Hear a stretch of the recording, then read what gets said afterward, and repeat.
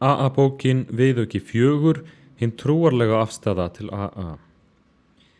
Kirkjunarmenn úr nánast öllum kirkjudeildum hafa lagt blessun sína yfir AA-samtökin.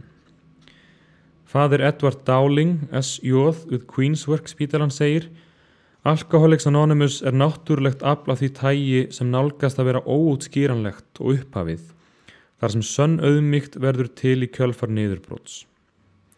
Listasöfn eða sinfoníur geta laðað fram andlega upplifun og kaþólska kirkjan hvetur okkur til að njóta hennar.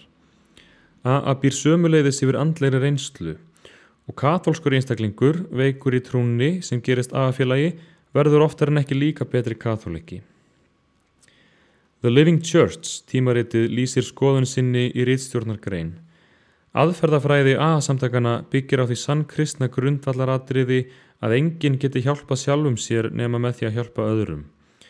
Mennirnir lýsa AA-áætlunni sem sjálftryggingu.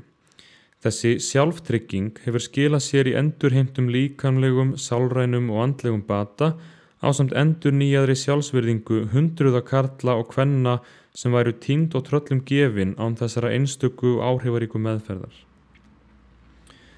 Dr. Harry Emerson sagði í kvöldverðarboði sem John D. Rockefeller Jr. hélt til að kynna AA-samtökin fyrir nokkrum vinum sínum. Ég tel að frá sjónarhóli sálfræðinnar hafi svo aðferð sem þessi hreyfing notar yfirburði sem ekki verði jafnaðir annar staðar.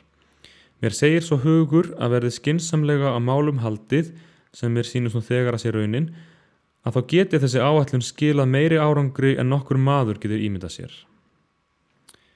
Faðir Ed var einn af mikilvægustu stuðningsmönnum AA-samtakanna á fyrstu árum þess.